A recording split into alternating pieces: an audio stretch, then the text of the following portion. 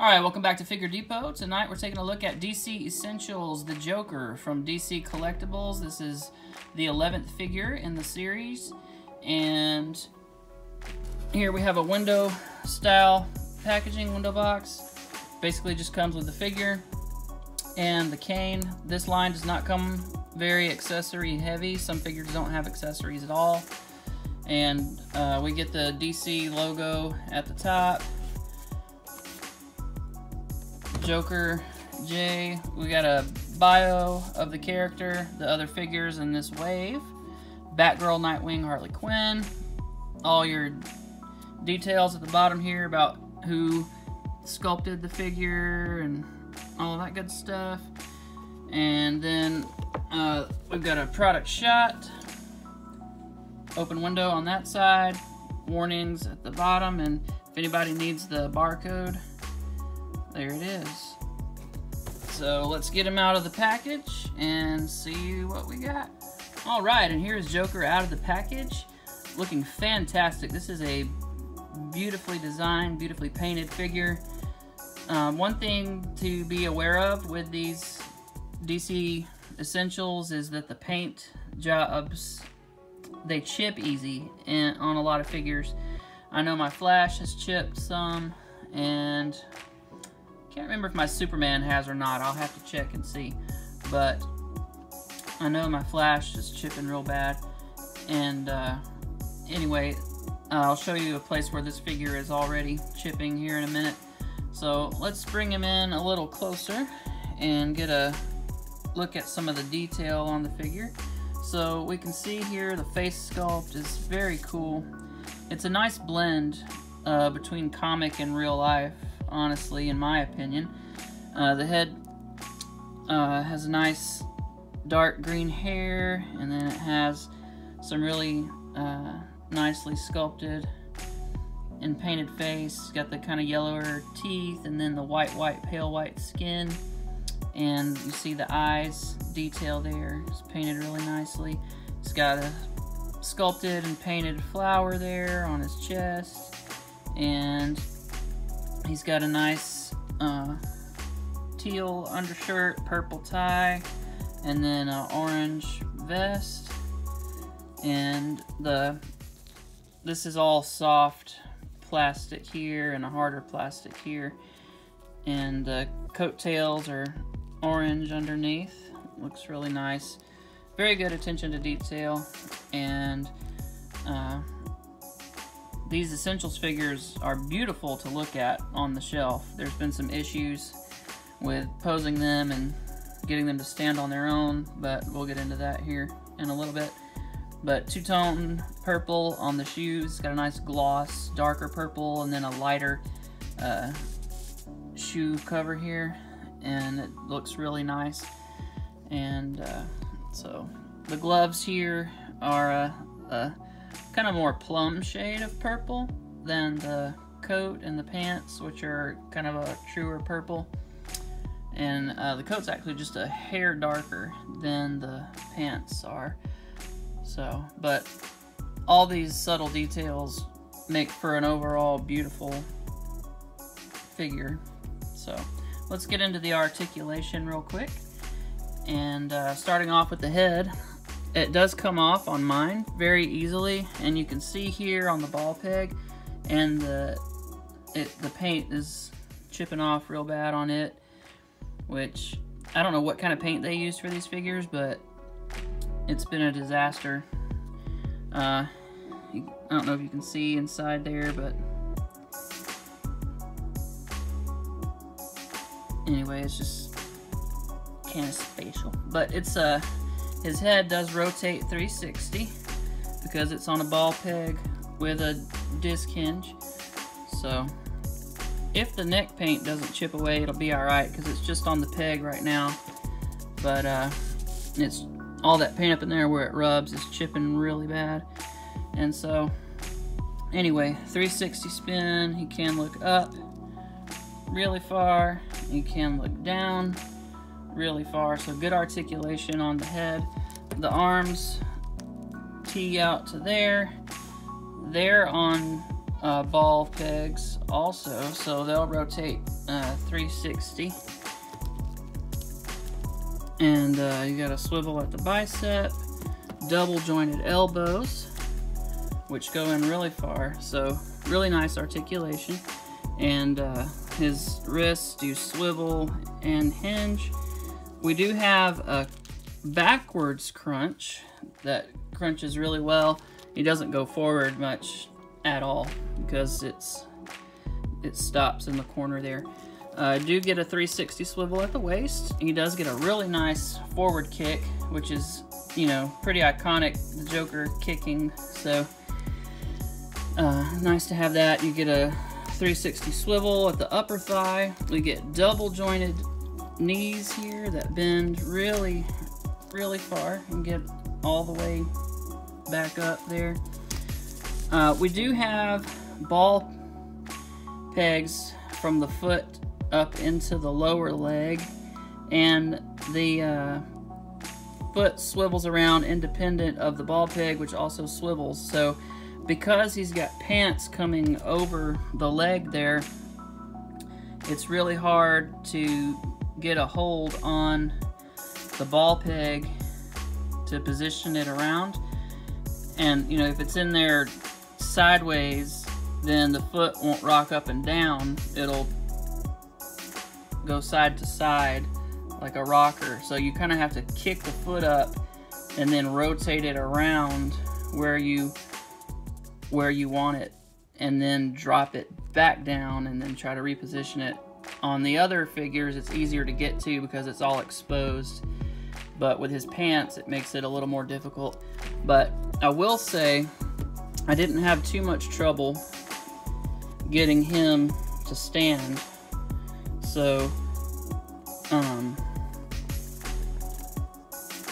I just kind of had to play with him a little bit, twist his feet around a little bit, and kind of get it happy, and then it did fine. So that's pretty much the articulation, basically like a Marvel Legends figure, if you're familiar with that line.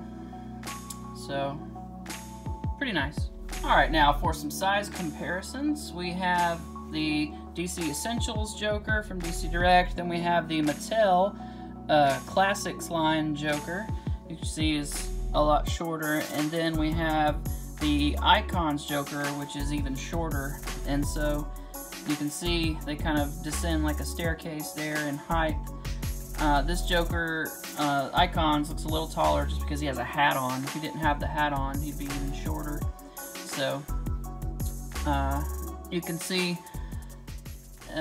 you know, scaling with like Marvel Legends, the DC Universe Classics is probably going to be closer in scale. The Joker here from DC Icons is going to scale better with like SH Figuarts figures. And then our new Joker here from DC Collectibles, the Essentials Joker, is going to scale better with larger figures. Some of your larger Marvel Legends figures, and of course the rest of this line, which they're of course meant to scale with, and then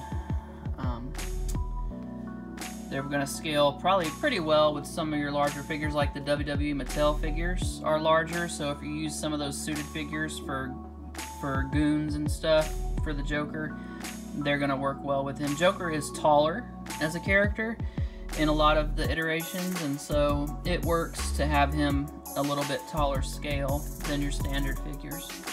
Alright, and here he is next to my custom Batman, 89 Keaton Batman, and pretty much this Joker was purchased to go with him. That's the reason I got it, because they haven't given us a Jack Nicholson Joker. Now, I guess it's a licensing issue with his likeness, but this one is going to have to suffice for now. And you can see the Joker's just a hair taller. The base that I used for my Batman was the Venom figure from Marvel Legends from Hasbro. So he's a bulkier, hulkier body, and so he's a little bit taller than your average Marvel Legends figure, and definitely beefier. So the scale actually works pretty well, I think, with this particular setup. So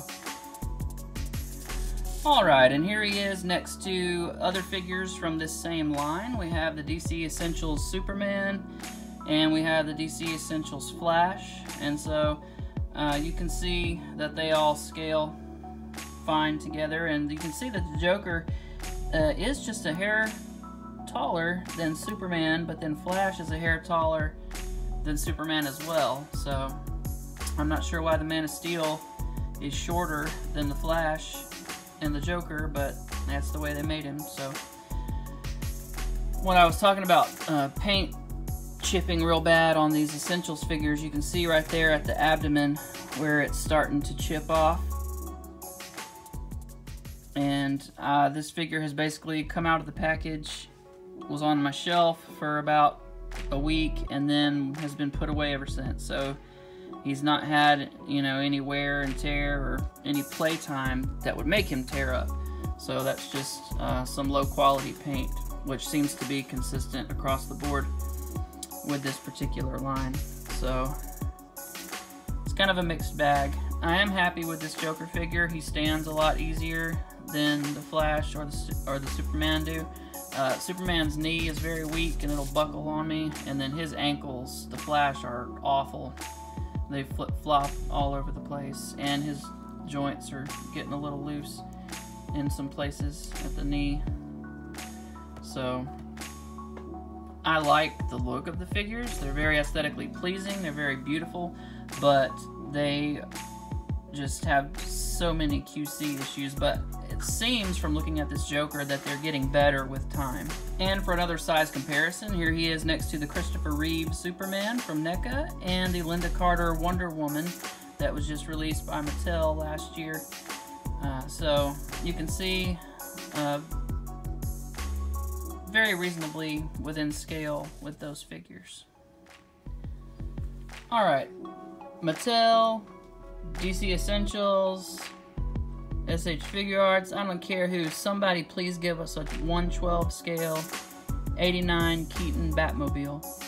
There was an RC just released remote controlled 89 Batmobile in the Hollywood Rides remote control cars, and I'm kicking myself for not picking it up when I saw it, because it was just a, I think it's a 1/16 scale maybe.